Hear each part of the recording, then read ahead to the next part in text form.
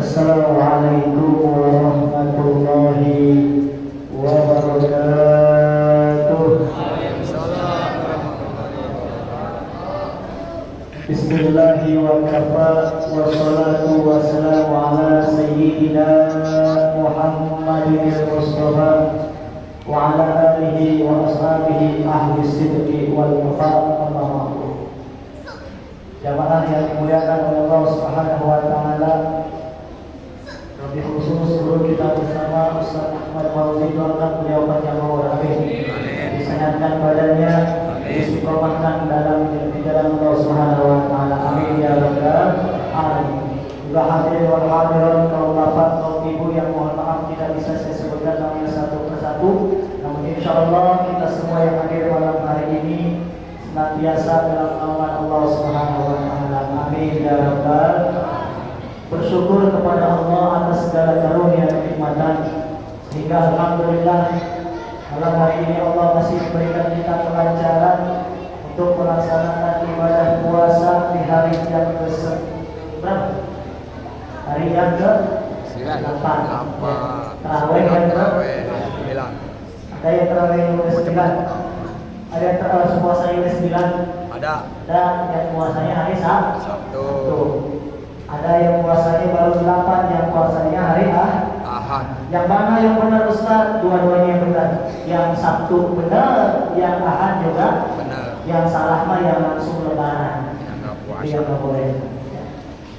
Bicara tentang bulan suci Ramadan, tak lepas dari satu ayat yang sering kita baca dan sering kita dengar bahkan, di mana Allah Subhanahu wa taala berfirman dalam Quran, faqala ta'ala, ya ayyuhalladzina amanu kutiba alaikumusiyam kama kutiba alal ladzina min qablikum la'allakum tattaqun. Shadaqallahul azim.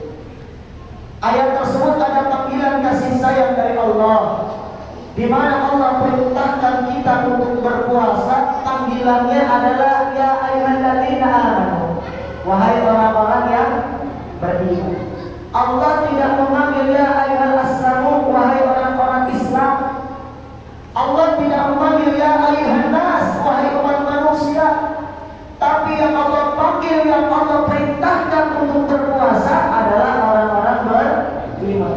Artinya ada perbedaan di hadapan Allah antara orang Islam dengan orang beriman. Mana dalilnya?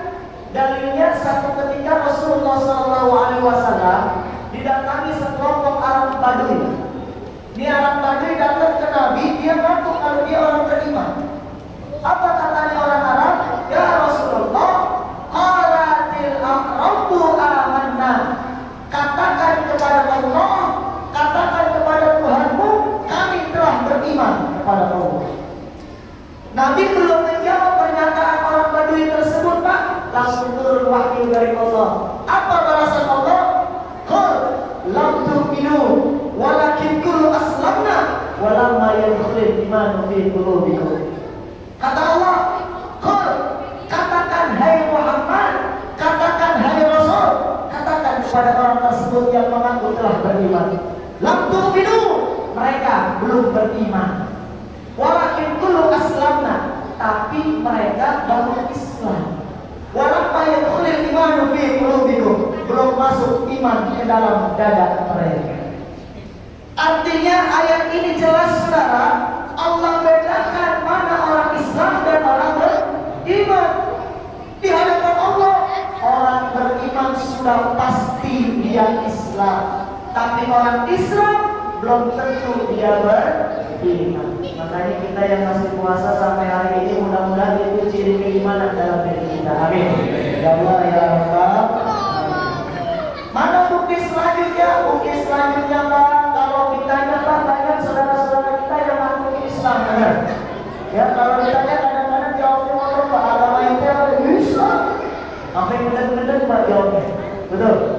Tapi tengah hari bulan Ramadan depan masjid dia ngopi di ngelembus. Ada yang begitu? Ada yang begitu? Jawab aja ada apa pas dia ngopi. Sedih amat kayak ini.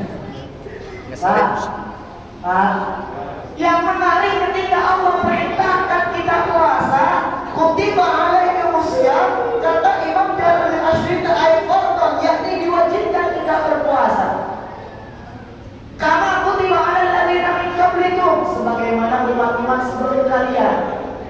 la'allakum tattaqun. Kalimat terakhirnya indah Pak, la'allakum tattaqun. Supaya apa? Supaya kita ini jadi orang yang bertakwa, kata Allah. Supaya kita ini mendapat gelar yang takwa. Allah ketika perintahkan kita untuk sholat, Pak, jaminan sholat itu apa? Inna sholata tanha 'anil fahsya wal munkar. Dirikanlah sholat, sesungguhnya sholat kalian mencegah perbuatan jahat, keji dan munkar. Waktu Allah perintahkan kita sholat, jaminannya kita bisa menghindari maksiat kalau sholat kita diterapkan. Tapi ketika kita puasa, gak cuma kita bisa menghindarkan maksiat, tapi juga kita akan tambah semangat ibadah kita kepada Allah. Kenapa? La'allakum tattaqun tersebut sudah. Karena orang yang bertakwa, kata ulama, imtithalu awamirillah wa ijtinabu nawahi. Mereka itu akan menjalankan segala perintah Allah dan menjauhi segala apa yang dilarang oleh Allah Subhanahu wa taala. Ini manfaat daripada puasa kita, insya Allah. Lalu timbul pertanyaan, Pak, Ustaz, memang ada apa di balik puasa? Kok bisa kita ini melaksanakan puasa, hikmahnya kita jadi orang yang bertakwa? Sebenarnya ada apa di balik rahasia besar dalam ibadah puasa? Mau tahu, Pak? Pak, mau tahu nggak? Hikmah di balik puasa. Sebelum saya jelasin, saya mau tanya dulu, Pak. Bapak-bapak di sini ada yang suka ngopi nggak? Hah? Ada yang suka ngopi nggak, Pak? Ada yang minum kopi? Oh, saya doyan Ustaz, kalau kencing napas saya nggak berhenti ngopi. Bapak kalau ngopi, Pak, ngopinya bikin sendiri apa dibikinin, Pak? Kasihan amat yang bikin sendiri. Jangan-jangan lagi berantem mau bininya. Bapak ketika bikin kopi, selesai Bapak bikin kopi, Bapak minum tuh kopi, Pak. Ya, kelihatannya simpel. Segelas kopi kita tunggu dingin, itu kopi kita minum sedikit-sedikit, simpel. Ya, betul.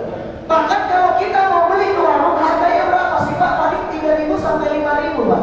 Terjangkau, kita semua bisa beli, insya Allah.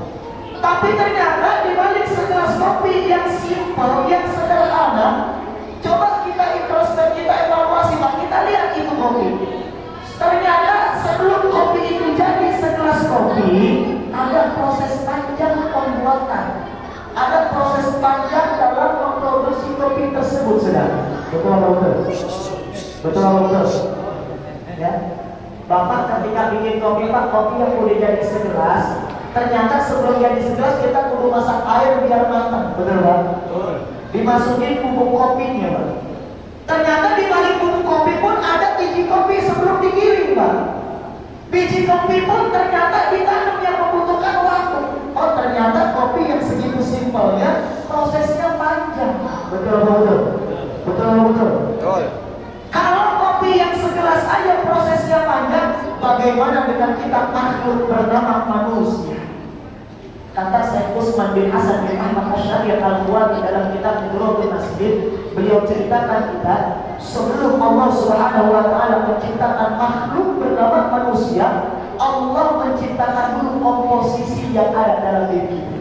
Kayak tadi Bapak bikin kopi, Pak, itu kopi ada komposisi, ada bahan bakunya. Manusia sebelum diciptakan oleh Allah, Allah lebih dulu, kata Syekh Utsman, menciptakan komposisi bahan baku yang ada dalam diri kita. Apa bahan bakunya? Yang pertama, Allah ciptakan makhluk bernama akal. Allah ciptakan akal. Ini bahan baku dalam diri kita, Pak. Bapak semua punya akal, Pak, ya? Insya Allah. Ini bahan baku diciptakan dulu sama Allah. Selesai Allah ciptakan akal, akan diuji oleh Allah dengan satu pertanyaan ketauhidan. Apa kata Allah? Wahai akal, katakan kepadaku, man anta wa man ana. Wahai akal, siapa engkau dan siapa aku? Akal menjawab dengan kalimat yang luar biasa. Ya Allah, anta rabbi wa anna abduka dhaifun. Wahai Allah, engkau adalah Tuhanku dan aku hamba-Mu yang lemah. Cakep gak jawaban akal? Cakep gak? Dengan jawabannya penuh etika, dengan jawabannya penuh dengan sopan santun, Allah ridho terhadap akal. Disimpan akal menunggu penciptaan komposisi berikut. Yang kedua, apa yang Allah ciptakan? Makhluk bernama nafsu. Selesai nafsu diciptakan oleh Allah. Nafsu ditanya dengan pertanyaan yang sama sebagaimana Allah tanya kepada akal. Apa kata Allah? Man anta wa man ana. Wahai nafsu, siapa engkau dan siapa aku? Tapi nafsu menjawab dengan kalimat, dengan jawaban yang berbeda dengan akal. Apa kata nafsu? Ya Allah, anta wa ana. Engkau ya engkau, aku ya aku. Kalau bahasa mangga duanya Pak, lu gue. Coba ya, kurang ajar gak Pak? Kurang ajar gak? Bapak kalau mau nyobain, Bapak yang punya anak, punya cucu, sampai rumah tanya anak cucunya Pak. Toh, hubungan kita apa toh? Cucu Bapak jawab dulu gue toh. Kira-kira Bapak marah gak Pak? Wah, ditempelin itu bocah. Begitu juga Allah. Allah murka terhadap jawaban nafsu yang sangat kurang ajar. Apa kata Syekh Utsman Asy-Syaturi? Kata Syekh Utsman, ta'ala bin nari jahannam min atas sana. Allah azab ini nafsu ke dalam neraka 100 tahun. Allah siksa nafsu, Allah bakar ini nafsu, disiksa dalam neraka selama 100 tahun. Selesai nafsu disiksa oleh Allah, diangkat lagi nafsu oleh Allah, ditanya dengan pertanyaan yang sama. Man anta wa man ana. Wahai nafsu, siapa engkau dan siapa aku? Jawaban nafsu belum berubah Pak. Anta wa ana. Emang dasar tampang nih bocah. Allah kembali murka terhadap nafsu. Kembali nafsu dimasukkan ke dalam neraka oleh Allah 100 tahun. Siksaan yang kedua Allah tambah. Gak cuma dibakar nafsu Pak, tapi nafsu diberikan rasa lapar. Nafsu tidak diberikan makan, nafsu tidak diberikan minum, diberikan panas sudah. Bahkan satu kisah ada yang mengatakan di neraka gak cuma dipanaskan ini nafsu, tapi juga didinginkan nafsu. Jadi di neraka itu ada yang dingin. Mau nyoba? Hah? Jangan mentang-mentang ada neraka yang dibuat dingin terus Bapak bilang wah neraka adem dong. Ya emangnya dua pegang Pak? Ini khusus untuk siksaan hamba yang durhaka. Dibuat kelaparan nafsu, kagak dikasih makan 100 tahun. Dibuat kehausan nafsu oleh Allah. Selesai nafsu kelaparan dan kehausan, nafsu diangkat lagi sama Allah, ditanya lagi oleh Allah. Man anta wa man ana.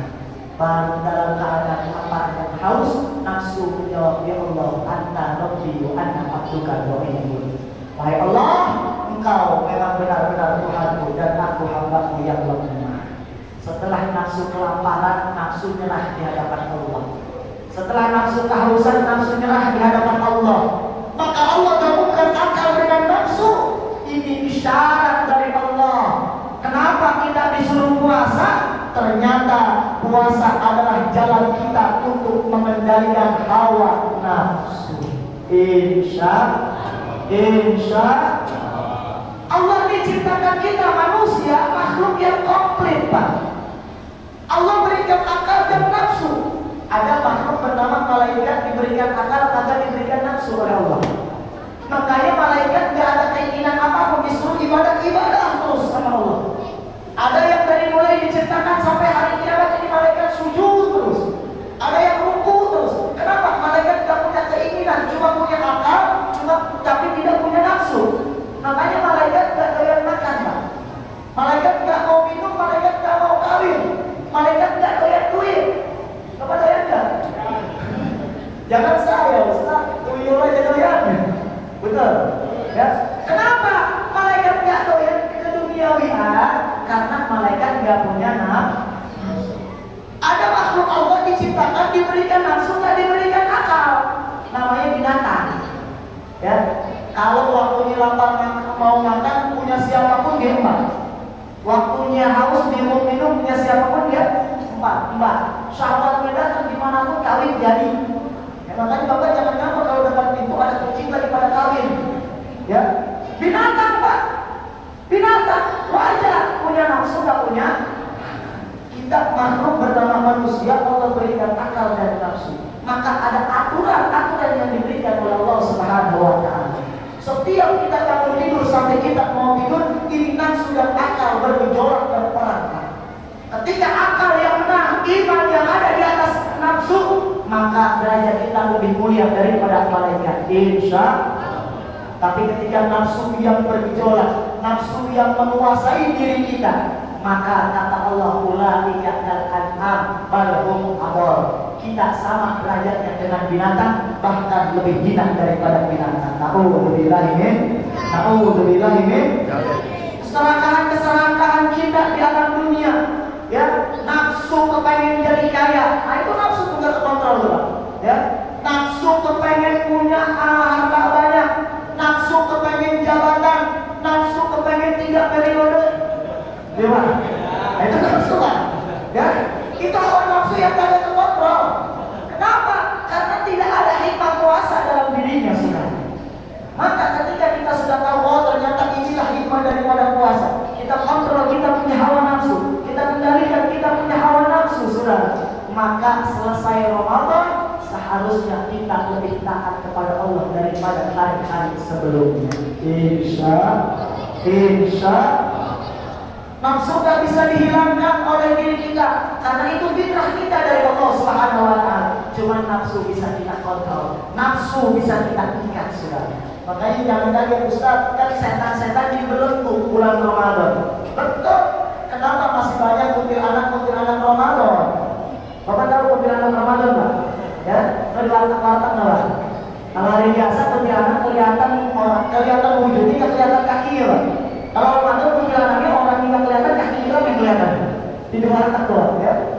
Karena ternyata yang menggoda kita itu bukan cuma setan, tapi ini nafsu yang tidak terkontrol. Setan masuk ke dalam aliran darah kita, mereka kuasai nafsu kita karena kita tidak paham bagaimana hikmah puasa. Makanya kita minta sama Allah Subhanahu wa Ta'ala, mudah-mudahan Allah menjaga diri kita dari kekuasaan nafsu kita. Allah panjangkan usia kita dalam taat kepada Allah Subhanahu wa Ta'ala, dan Allah berikan kita sehat panjang umur istiqamah di jalan Allah Subhanahu wa Ta'ala. Allah jadikan akal dan nafsu kita ini berjalan seimbang sesuai sebagaimana syariat Islam. Dan kelak tatkala Allah mematikan kita, mudah-mudahan Allah mematikan kita dalam keadaan beriman, mati dalam kalimat la ilaha illallah. Allah masukkan kita ke dalam yang kubur dalam kalimat la ilaha illallah. Allah kumpulkan kita di padang mahsyar dalam bersama orang-orang yang senantiasa mengucap kalimat la ilaha illallah. Dan mudah-mudahan dengan wasilah ibadah Ramadan kita terbimbing kita semua masuk ke dalam surga Allah Subhanahu wa Ta'ala bersama Sayyidina Muhammad Rasulullah sallallahu alaihi wasallam. Amin ya Allah ya Rabbal alamin. Demikian yang dapat saya sampaikan, mudah-mudahan bermanfaat untuk kita semua, khususnya untuk saya pribadi. Terima kasih atas segala perhatian, mohon maaf atas segala kekurangan. Ada ya Allah yang Wassalamualaikum warahmatullahi wabarakatuh.